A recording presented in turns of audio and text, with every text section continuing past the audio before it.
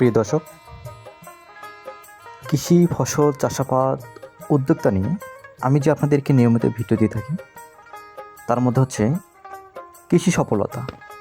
কৃষি কীভাবে চাষাবাদ করে সফলতা পাওয়া যায়, কৃষককে কীভাবে আগ্রহ করা যায়, এই পানি কুমড় চাষ পদ্ধতি।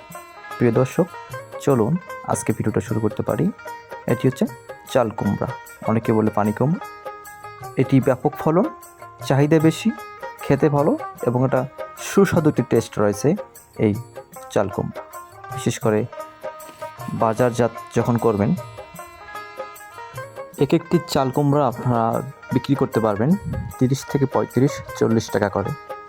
হিউজ পরিমাণে ব্যাপক ফলন আসে এই চাল কুমড়া। 1 বিঘা জমিতে আপনার সপ্তাহে আপনি 300 থেকে 400 আপনি চাল কুমড়া কাটতে পারবেন। আর দেখা যাচ্ছে আপনি যদি অনায়াসেই সপ্তাহে আপনার 7 থেকে 8 হাজার টাকা আপনি ক্রয় করতে পারতেছেন। 2 মাসে যদি একটানা বিক্রি করতে পারেন, অনায়াসে আপনি 1 বিঘা জমিতে 80 থেকে 90 হাজার 1 লাখ টাকা আপনি আর্ন করতে আপনি পারতেছেন।